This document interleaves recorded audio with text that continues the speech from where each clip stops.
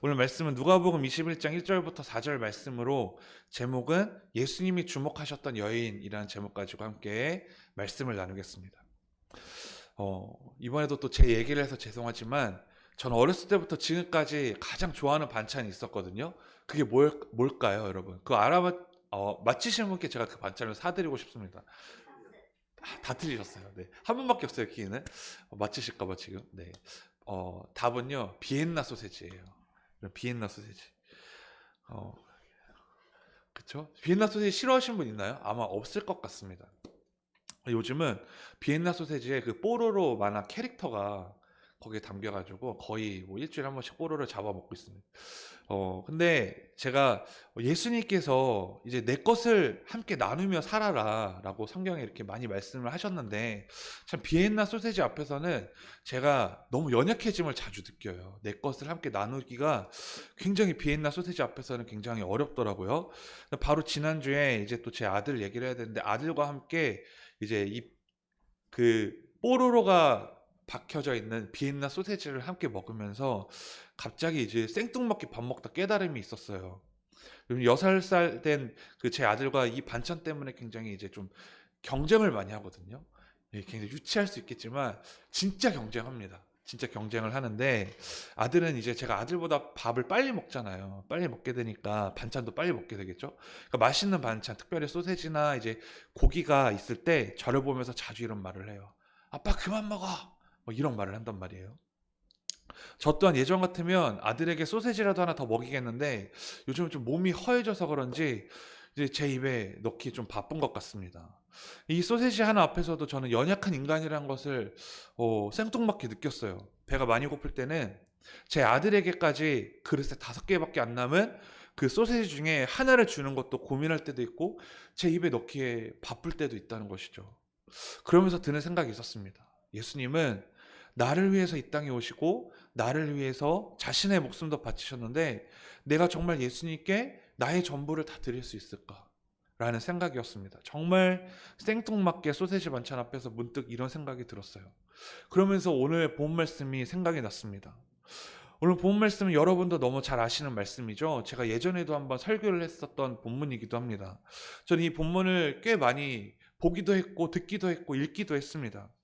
그런데 너무나 놀라운 사실은 이 말씀을 그렇게 매번 볼 때마다 한 번도 지루하거나 뭔가 어슬렁어슬렁 넘어간 적이 없었던 것 같아요. 이 말씀이 생각날 때마다, 그리고 본문을 읽을 때마다 새로운 감동을 깨닫게 되고, 또 무엇보다 두 랩돈을 바친 여인이 너무 대단하다는, 그 믿음이 정말 대단하다는 것을 느끼게 됩니다.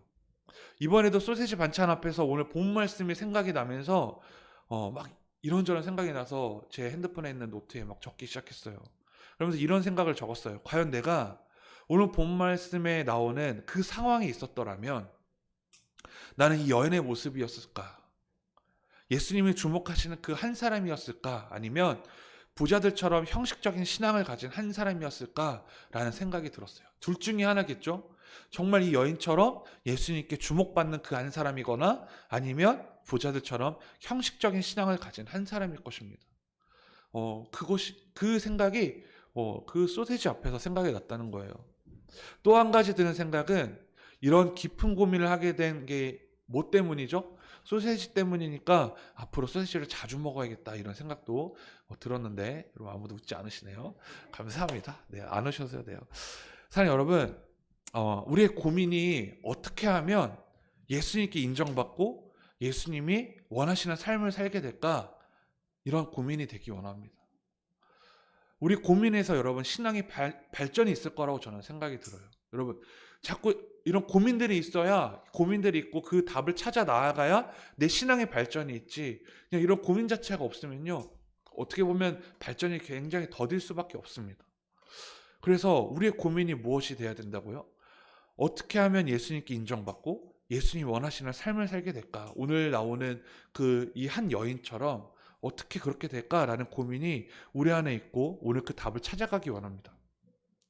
오늘 본 말씀에 나오는 이 여인을 통해서 우리는 예수님이 원하시는 모습을 발견할 수가 있게 됩니다.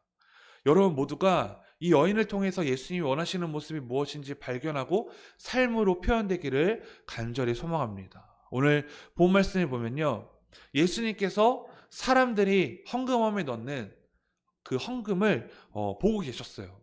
그 중에 누가 먼저 넣죠? 성경에 나오는데 부자들이 헌금함에 헌금을 넣는 것을 보셨고, 그 다음에 어떤 가난한 과부가 헌금을 넣는 것을 이제 예수님이 보셨던 것이죠. 부자들이 헌금을 얼마 넣는지 성경에 나와 있지는 않습니다. 그런데 가난한 과부가 헌금을 한 금액은 오늘 본 말씀에 나오죠. 얼마입니까? 2렙돈이라고 기록되어 있어요. 렙돈. 가난한 과부는 2렙돈을 헌금한 거죠. 우리가 잘 알지만 2렙돈은요, 이 당시 화폐 단위 중에 가장 적은 단위였어요. 이 당시 팔레스타인에서 사용되던 화폐 중에 최소 단위였다는 거예요. 한 데나리오는 당시 노동자 하루 일당의 100분의 1에 해당됐다고 합니다. 100분의 1. 그래서 이 여인이 헌금한 2렙돈은요, 정말 적은 단위에 아무도 정말 그 돈을 보고서 놀라지 못할 정도로의 적고 굉장히 평범한 금액이었다는 것이죠. 예수님은 부자들이 헌금을 넣는 모습도 보셨고, 이 가난한 과부가 헌금을 하는 것도 보셨는데, 둘 다를 칭찬한 것이 아니라 누구만 칭찬하셨습니까? 가난한 과부만 칭찬하셨어요. 왜 그러셨을까요? 3절부터 4절에 나오는데 제가 읽어보겠습니다. 3절부터 4절. 이르시되 내가 참으로 너희에게 말하노니 이 가난한 과부가 다른 모든 사람보다 많이 넣었도다. 저들은 풍족한 중에서 헌금을 넣었거니와 이 과부는 그 가난한 중에서 자기가 가지고 있는 생활비 전부를 넣었느니라 하시니라. 아멘. 예수님은 가난한 과부만 칭찬을 하셨는데 왜 칭찬하셨냐면, 그 이유가 가난한 과부가 다른 사람보다 많이 넣었기 때문이라고 말씀하셨어요. 다른 사람들보다 많이 넣었다. 분명히 그 당시 가장 적은 화폐 단위였던 2렙돈밖에 헌금하지 않았는데 예수님은 반대로 말씀하셨어요. 이 여인이 드렸던 헌금이 가장 많았다라고 말씀하시는 거예요. 예수님 왜 그러셨을까요? 예수님이 너무 복음만 알리시다 보니까 당시 뭐 시장의 화폐 단위를 모르셨을까요? 그것도 아니란 말이죠. 착각하시지도 않으셨을 텐데 왜 그렇게 말씀하셨을까? 4절 말씀을 보니까 예수님의 말씀을 조금 이해할 수 있습니다. 4절을 제가 다시 한번 읽을게요. 저들은 그 풍족한 중에서 헌금을 넣었거니와 이 과부는 그 가난한 중에서 자기가 가지고 있는 생활비 전부를 넣었느니라 하시니라, 이렇게 말씀을 하셨다는 거예요. 예수님께서 가난한 과부가 드렸던 2렙돈의 헌금이 가장 많이 드려졌다라고 말씀하신 이유는, 부자들은 풍족한 상황 중에서 그 일부를 헌금했지만 이 여인은 가난한 중에서 자기가 가지고 있는 생활비 전부를 드렸기 때문입니다. 여러분, 우리가 이 말씀을 통해서 우리가 알 수 있습니다. 첫 번째는요, 화면을 보시면 다 아시는 예수님은 우리의 중심을 원하신다는 거예요. 다 아시는 예수님은 우리의 중심을 원하신다. 돈의 액수가 여러분 예수님에게 중요하셨더라면, 그 예수님이 받으시는 헌금에서 돈의 액수가 그렇게 중요했더라면 당연히 풍족한 중에서 많은 금액을 헌금한 부자들을 칭찬하셨을 거예요. 아니, 조금만 더 예수님이 마음을 쓰셨더라면 둘 다를 칭찬하셨을 거예요. 그런데 예수님은 확고하시죠? 가난한 과부만 칭찬하셨어요. 예수님은 2렙돈밖에 안 되는 금액을 드리는 여인을 칭찬하셨단 말이에요. 예수님이 돈이 목적이셨더라면, 헌금을 통해서 돈이 목적이셨더라면 이 여인은 오늘 성경에 기록되지 못했을 것입니다. 세상 사람들이 교회를 평가할 때 많이 무엇으로 평가하죠? 헌금을 걷어서 부자가 되려고 한다는 그러한 인식이 많은 사람들에게 전해져 있어서 저 또한 마음이 너무나도 아프고 이 교회 담임을 하고 있는 저 또한 굉장히 조심스럽습니다. 헌금을 통해서 우리들만의 배가 부르고 또 교회에 부자가 되는 것, 삐까뻔쩍한 건물과 화려한 것들을 채워 넣는 것이 세상 사람들에게는 불편한 것이죠. 그런데 채찍질 받을 만합니다. 왜냐하면요, 예수님이 오늘 본 말씀에 말씀하셨던 그 여인을 칭찬하셨던 이유가 돈의 목적이 있지 않으셨기 때문이죠. 만약에 많은 교회들이 또 많은 목회자가 많은 성도가 돈을 바라고 교회에서 그 재정을 자신들의 배부르는 것과 화려한 것들로 채우기 위함이 목적이 된다면 당연히 채찍질 받아야 되는 것입니다. 예수님께서 돈이 목적이셔서 우리가 예수님을 믿기 원하셨다면, 내가 예수님을 믿는 것이 예수님이 나를 통해서 돈을 수금하시기 위함이었다면, 여러분 지금 우리는 이 시간에도 이 교회에서 예배드리지 못합니다. 예배할 수가 없어요. 예수님이 돈을 원하시는데 내가 이곳에서 예배할 시간이 어디 있어요? 나가서 돈을 벌어서 예수님에게 많은 돈을 헌금해야겠죠. 하지만 예수님이 원하시는 것은 무엇일까요? 예수님이 원하시는 것은요, 금액이 많고 적음에 있지 않다는 거예요. 화려하고 화려하지 않는 것에 있지 않다는 거예요. 예수님은 그것이 2 랩돈이든지 아니면 1 랩돈이었더라도, 아니 정말 진짜 1 랩돈도 주머니에 진짜 돈 1푼도 없어서 헌금 봉투에 이름만 넣었을지라도, 주님 내가 돈 드릴 돈은 없지만 내 정성을 담아서 헌금함에 예수님을 위해서 넣습니다. 이것이 저의 마음입니다. 라고 드려진다면, 마음을 다해 정성을 다해서 드려졌다면 예수님은 그것으로도 기뻐 받으신다는 거예요. 왜냐하면 예수님은요, 중심을 원하시기 때문입니다. 아무리 10억, 100억 이것을 헌금한다 하지만 형식적이고 아무런 마음이 없는데, 야 헌금함에 아무런 감사함도 없이 내가 10억을 넣었으니까 예수님이 칭찬하시겠지, 10억을 넣었으니까 교회에서 알아주겠지, 10억을 넣었으니까 나는 예수님이 원하시는 모든 걸 다 한 거야 라는 그 형식적인 마음은요, 절대 예수님이 받지 않으신다는 거예요. 1조가 되어도, 세상에 있는 모든 돈을 다 쓸어 담아서 헌금함에 넣는다 할지라도 예수님은 절대 기뻐받지 않으세요. 오히려 예수님은 그 돈을 부정하게 여기실지도 모릅니다. 여러분, 제 지인 중에 제 친구였어요. 저에게 이런 부탁을 했습니다. 몇 년 전에 교회도 안 다니는 이분이 갑자기 큰 돈을 교회에 헌금하고 싶다는 거예요. 그래서 솔직히 저는 처음에 기뻤어요. 너무 기뻤습니다. 그래서 이분이 이제 만나서 식사를 하면서 자기가 이렇게 좀 전달도 하고 이야기를 하자고 하길래 이제 나갔는데, 그분이 하는 말이 이거였어요. 회사 세금 문제 때문에 본인이 기부할 테니까 이거를 좀 교회에서 잘 포장해서 어려운 사람을 도운 다음에 좋은 일에 쓰고 기부금 영수증 좀 끊어달라. 회사가 세금 때문에 세금 너무 아까워서 좀 이렇게라도 하고 싶다 라는 것이었습니다. 액수도 적지 않았어요. 어떻게 했을까요? 제가 와 갖고 와 친구니까 받쳐 하나님에 받쳐 이랬을까요? 만약에 그렇게 여러분 생각했다면 저는 진짜 제 이미지가 너무 그동안 안 좋았던 거겠죠. 너무 맛있는 걸 사줬기 때문에 일단 밥 좀 먹자고 했습니다.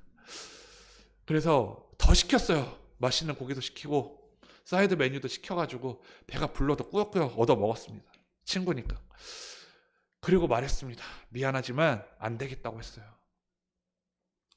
저라고 왜 그 금액이 흔들리지 않았겠습니까? 솔직히 인간이니까 흔들렸죠. 큰 금액이니까요. 그런데 저도 모르게 이 말이 나왔어요. 교회는 작고 크고를 떠나서 누군가를 위해서 이용당하는 것은 아닌 것 같아. 해줄 수 없어. 미안해. 라고 그 짧은 한마디 했습니다. 그리고 당연히 친구가 이제 얼굴도 변하고 연락도 안 합니다. 잘 연락도 안 해요, 지금은. 그래서 그 친구가 밥을 산다고 했기 때문에 처음부터 이제 왕창 얻어먹고 이제 커피를 마시러 가서 빵을 왕창 손에 쥐어서 보냈어요. 사랑하는 여러분, 제가 그 큰 금액에 안 흔들렸다라고 하면 여러분 저는 거짓말이겠죠. 인간적으로 좀 흔들렸습니다. 하지만 그래도 하나님께 감사할 수 있었던 것은 이런 마음을 주셨어요. 잘 포장해서 그럴듯하게 하면 사람들은 속일 수 있어요. 그렇죠? 제가 여러분 그 큰 금액의 헌금을 받아와서요, 제가 이렇게 잘 포장해가지고 어려운 이유 돕겠습니다 라고 하고 일부는 교회에다 이렇게 저금을 해놓고 그 친구에게 그 회사 이름으로 기부금 영수증을 끊어주면요 모릅니다. 그런데요, 예수님은 절대 속일 수 없다는 마음이었어요. 예수님은 절대 속일 수가 없어요. 왜냐하면 예수님은 다 아시기 때문이죠. 내가 크고 작은 것을 섬기고 드리는 것이 중요한 게 아니라 작은 것이라도 하나님 앞에 겸손하게 또 정성을 다해서 드리는 게 중요해요. 왜? 예수님은 다 아시거든요. 그것에 거짓이 있으면 거짓이 있는 것을 아시고요. 내가 형식적으로 드리면 드리는 것 다 아신단 말이에요. 광야에 있던 이스라엘 백성들은 모세가 내려오지 않자 금송아지 우상을 만들었잖아요. 그 우상들이 다 뭘로 돼 있었습니까? 금으로 돼 있었어요. 그 비싼 금으로 만든 우상 앞에서 그들이 과연 그것을 만들었다 한들 그들이 목적지였던 가나안 땅에 들어가게 됩니까? 그들은 가나안 땅에 들어가지 못합니다. 그러면 하나님의 이름을 만약에 금으로 크게 써서 들고 다녔더라면 여러분 하나님이 기뻐하시면서 그들을 가나안 땅에 인도하셨을까요? 그 큰 정말 비싼 금을 모아가지고 하나님 크게 금으로 만들어가지고 들고 다녔다 한들 하나님이 그래 너희들 그 비싼 금으로 내 이름을 들고 다녔으니까 만들어서 들고 다녔으니까 내가 너희들을 가나안 땅에 들어가게 해줄게 라고 하셨을까요? 절대 아니라는 거죠. 왜냐하면 그들의 중심이 올바르지 못했기 때문에. 하나님은 그 어떤 상황에서도 하나님을 믿고 중심을 다하는 신앙을 원하셨던 거예요. 하나님이라고 크게 금으로 만든 이름 하나님 절대 기뻐받지 않으세요. 중심이 없는데 어떻게 기뻐받으시냐는 거예요. 그런데 그것을 잘못하면요 우리가 교회에서 그 잘못을 범할 수 있어요. 내가 하나님 앞에 아무 중심 없이 드려지는 그 모든 것들이 어떻게 보면요 내가 광야에서 아무 중심 없이 하나님의 이름을 금으로 크게 만들어서 들고 다니면서 하나님 내가 하나님 역할을 다 했으니까 이제 가나안 땅에 들어가게 해주세요 라고 말하는 것과 똑같다는 거예요. 하나님 기뻐받지 않으십니다. 그래서 우리의 신앙은 하나님 앞에 온전히 서는 신앙이 되어야 됩니다. 마음과 정성을 다해서 하나님을 믿고 하나님이 우리의 사랑을 필요로 하신다는 것을 우리가 반드시 알아야 돼요. 그리고 하나님은 모르시는 것이 없고 다 하신다는 거예요. 나의 그 작은 마음까지도 나의 중심을 다해 드려진 여러분이 되었으면 좋겠습니다. 마지막 두 번째는요. 다 같이 읽겠습니다. 시작. 우리도 여인처럼 전부를 드려야 합니다. 여러분, 우리는 가난한 과부를 주목해야 돼요. 자신의 전부를 드렸다고 말합니다. 절대 쉽지 않죠. 그런데 여기서 말하는 전부를 드린다에 대해서 오해하면 안 됩니다. 가난한 과부처럼 전부를 드린다는 것은요. 전 재산을 드려야 된다는 것이 절대로 아니에요. 내가 오늘 집에 가서 내 보증금을 빼서 하나님 앞에 바쳐야지. 아무런 중심 없이 그런 거 절대 하나님 받지 않으신다는 거예요. 그리고 제가 너무나 마음이 아픈 건요. 그 어느 정도 신앙이 될 수 있어요.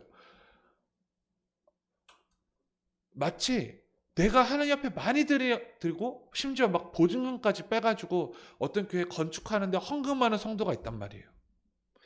목사로서는 굉장히 기뻐하죠. 그리고 어느 목사님들은 그런 것들을 좀 강요하시는 분도 있을 수 있어요.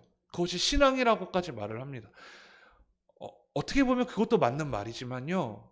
그런데 내 마음에 그것을 통해서 굉장히 불편하고 뭔가 내 마음이 열리지 않고 하나님에 대한 확신이 없다면요. 물론 어느 정도 도전적인 믿음도 필요하지만 그것을 통해서 내가 더 시험될 것 같다면 그것은 멈춰줘야 된다고 생각해요. 정말로. 저는 그래서 제가 느끼고 정말 여태까지 그 목회 철학이라고 할까요? 그것이 있다면 저는 절대로 성도들에게 헌금은 강요하지 말자예요. 그리고 그 헌금을 통해서 그 성도를 평가하지 말자는 거예요. 11조를 못한다고 해서 그 성도의 믿음이 타락했다고 생각하지 말자는 거예요. 왜냐면요. 그것은요. 쉽게 되지 않아요. 교회 오래 다닌다고 되지 않아요. 다만 내가 정말 예수님을 전하고 하나님을 소개한다면 그 마음 가운데 11조를 해야겠다는 마음이 들겠죠. 내가 정말 목회를 열심히 하고 목사인 나부터 헌신하고 희생한다면 우리 성도들도 따라오겠죠. 그런데 그들이 희생하지 않고 헌신하지 않는 것은 그들의 믿음이 연약해서가 아니라 목사인 내가 더 헌신하지 못하고 희생하지 않았다. 그것이 나의 철학입니다. 제가 지금 잘났다고 지금 얘기하는 게 아니라요. 맞죠? 예수님을 따라갈 수 있는 이유가 뭐죠? 예수님 우리를 위해서 십자가에 못 박혀 죽으셨기 때문에 나도 예수님을 위해서 십자가에 못 박혀 죽지는 못하더라도 많은 사람들에게 복음을 전하고 필요한 사람들에게 함께 나누고 헌신하고 희생하게 되는 것 아니겠습니까? 예수님 십자가에 못 박히지 않으셨다면 우리는 희생할 필요가 없어요. 헌신할 필요도 없고 사랑을 줄 필요도 없어요. 예수님이 먼저 우리에게 그렇게 하셨기 때문에 내가 그렇게 드려질 수 있는 거예요. 여러분, 11조는 하나님 앞에 마땅히 드려져야 될 거라고 맞아요. 맞습니다. 여러분, 신앙의 어떻게 보면 결과물이 11조가 되기도 해요. 그런데 제가 말하는 것은 11조 생활을 안 하는 성도에게 그것을 가지고 채찍질하지 말고 못한다 하지 말고 내가 먼저 복음된 삶을 살고 그들에게 있어서 이 복음을 제대로 전한다면 그들이 따라오는 것이지, 당장 저 성도에게 가서 11조 다음 주에 무조건 해야 축복받습니다, 이건 잘못됐다는 신앙이에요. 여러분, 계속 반복적으로 이야기하지만 예수님은 우리를 통해서 부를 축적하실 필요가 없으신 분이에요. 이 세상 모든 만물의 주인이 되시는데 부족함이 있을까요? 없습니다. 우리의 중심을 원하실 뿐이시죠. 예수님은 우리가 예수님께 드려지는 것을 통해서 내가 얼마나 예수님을 사랑하고 있는지를 원하시는 거예요. 그러니까 내 헌금도, 내 시간을 드리는 것도 내가 그것을 드려지는 것에 통해서 내가 얼마나 예수님을 사랑하고 있는지를 아시는 거죠.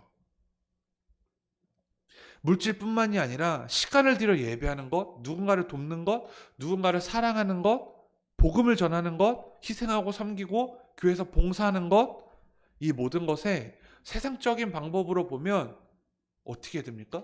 무조건 잘해야 되고요. 완성도가 높아야 성공이라고 말합니다. 그렇죠? 여러분 다니는 회사에서 다 그러잖아요. 결과물이 좋아야 성공이라고 말하잖아요. 어떤 마음으로 임했느냐, 어떤 중심을 가지고 이 일을 했느냐는 중요하게 생각하지 않고 오로지 결과물에 승부를 걸죠. 심지어 요즘 다니는 학교의 아이들 또한, 학원도 마찬가지고요. 그 아이들이 어떠한 마음가짐을 가지고 공부하느냐를 중요하게 여기지는 않고요. 어떻게 보면 그 학부모들도 마찬가지고, 저도 학부모지만 학부모도 그렇고 우리 아이들까지도 과정보다는 결과물에 굉장히 승부를 거는 세대가 되어버렸어요. 그렇죠? 세상은 그렇잖아요. 하지만 하나님이 원하시는 것은 달라요.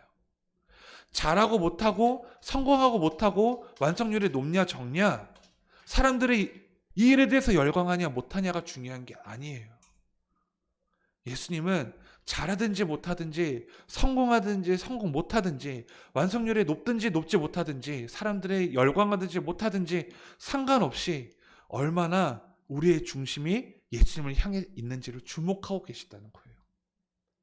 여러분, 그래서 예수님 뭐라고 말씀하셨어요? 듣든지 아니 듣든지 그저 복음을 전하라고 말씀하셨잖아요. 만약에 그 성과에 집착하는 것이 성경적이라면 우리는요, 많은 사람들에게 복음을 전할 수가 없어요. 저 사람에게 복음을 전해야 뭔가 성공률이 높을 것 같네? 저 사람에게만 가서 복음을 전할 수밖에 없었겠죠. 듣든지 아니 듣든지 그냥 너희들은 가서 전하라. 왜일까요? 그 열매는 누가 주시기 때문에? 예수님이 주시기 때문이죠.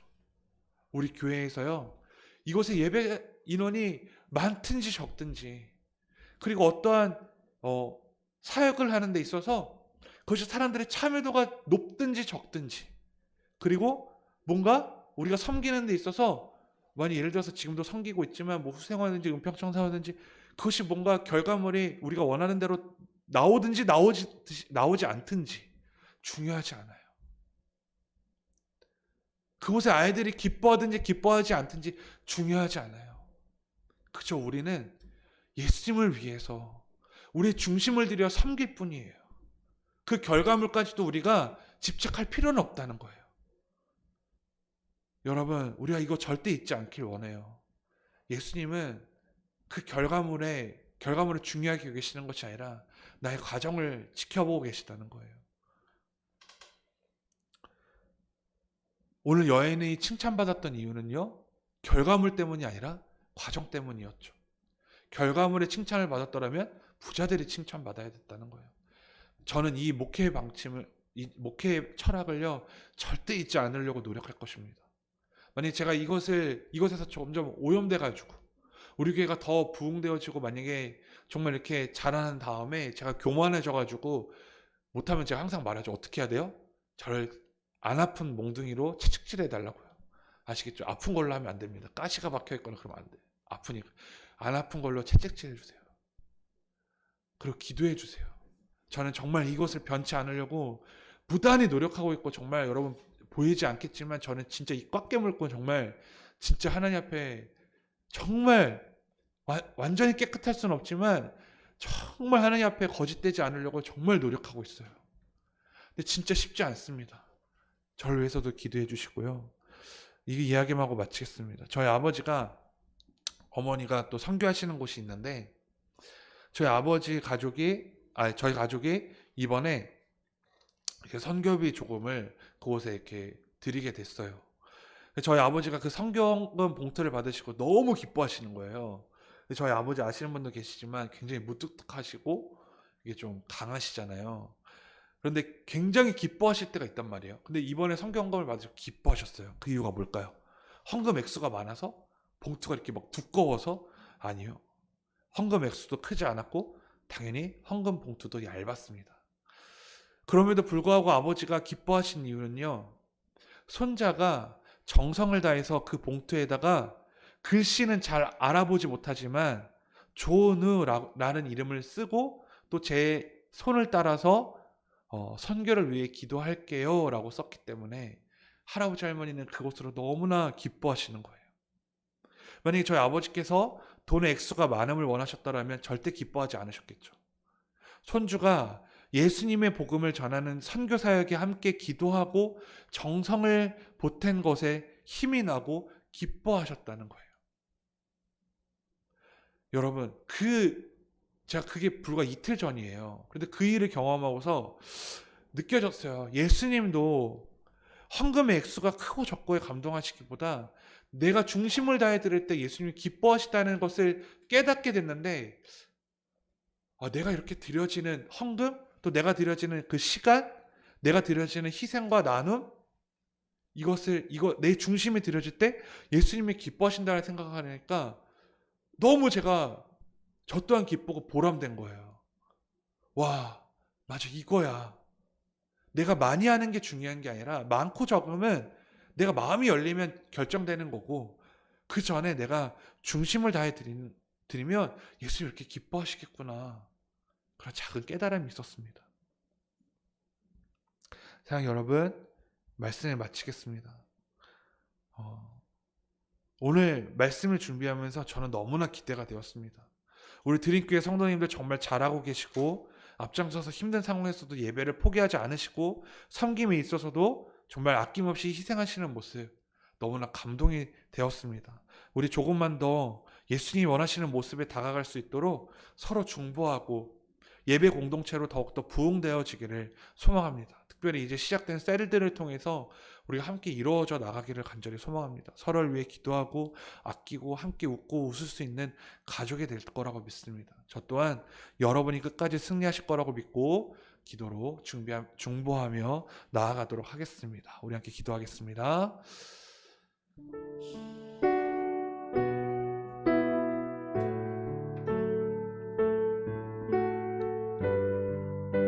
여러분, 이 시간 짧은 시간이지만 함께 기도하기 원합니다. 내가 드려졌던 것의 액수가 중요한 것이 아니라 나의 중심이 중요하다는 것입니다.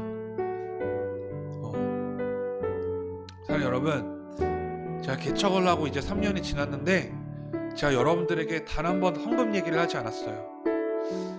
어떤 큰 사역을 할 때도 이렇게 좀 헌금 좀 해주세요 라는 말을 한 번도 안 했습니다. 왜냐면요, 부족하지만 제 마음엔 이거였거든요. 하나님이 필요로 하시면 채워주실 거야 라는 것이었어요. 그래서 저는 심지어 그렇게 힘든 이 코로나 기간에 계좌번호조차 주부에 싫지 않아요. 그 어디에도 싫지 않아요. 누군가가 알려달라고 했을 때 알려줄 뿐이지 절대 계좌번호조차 광고에 싫지 않습니다. 물론 이 코로나로 인해서 교회 재정이 힘들 때는요, 제 마음에도 그랬어요. 계좌번호 올릴까? 그런데 교회 와서 기도할 때 그것도 아닌 것 같아요. 내가 그렇게 하나님을 못 믿나? 필요로 할 때 또 이게 맞다면 하나님이 채워주시겠지. 그리고 아니면 하나님이 안 채워주시는 거예요. 그 믿음도 없이 어떻게 목회할 수 있겠어? 그 믿음도 없이 어떻게 하나님 앞에 나아갈 수 있겠어? 그 믿음도 없이 어떻게 성도들에게 전할 수가 있겠어? 내가 확실하게 하나님 앞에 증거받고 성도들에게 자신 있게 말할 거야 라는 마음이 들었어요. 그래서 제가 오늘 여러분들에게 자신 있게 말합니다. 우리 교회 재정적으로 오히려 코로나 기간 때 플러스가 되었어요. 돈 가지고 이야기해서 죄송하지만 많은 교회가 코로나 기간에 재정이 점점 마이너스가 되고 그래서 문을 닫는다고 하지만 우리 드림교회는요, 정말 마이너스가 된 적이 없이 계속 플러스가 되고 있다는 거예요. 우리 교회만 배부른다고 되겠습니까? 아니요, 이제 나눠야겠죠. 추수감사 주일날에도 나눴고 성탄절에도 나눌 것입니다. 그런데 나눌수록 하나님은 더 채워주신다는 거예요. 통장 잔고를 보여드릴 수도 있고요. 여러분 원하시면 제가 어떻게 사역했는지 다 제 방에 그 지출 내역서가 다 있어요. 여러분, 올바른 믿음을 가지고 나아가면 내가 구하지 않아도 하나님이 채워주십니다. 저는 이것을 간증하고 싶어서 허벅지를 치면서 그 유혹에도 이겨내고 내가 정말 우리 성도들에게 하나님 살아계심을 내 스스로가 증거해야겠다라는 마음에 정말 유혹도 많았지만 꼭 참고 주님 앞에 나아갔더니 하나님이 이렇게 채워주십니다. 하나님 믿으면 채워주시는 게 아니라요, 내가 믿음을 보일 때 채워주시는 거예요. 여러분, 우리 그렇게 기도하기 원합니다. 내가 오늘 주님 앞에 드려졌던 가난한 과부 2랩돈밖에 드려지지 않았지만 그 중심을 바라보시는 예수님, 나도 중심을 다해 주님 앞에 나아가겠습니다. 중심 없이 구하는 자가 되지 않고 중심을 드릴 수 있는 자가 되게 해주옵소서. 중심을 드릴 수 있는 것을 구할 때 하나님 나의 부족함도 다 채워주실 것을 믿습니다. 우리 시간 이 기도 좀 가지고 함께 기도하는 시간 갖겠습니다. 하나님 감사합니다.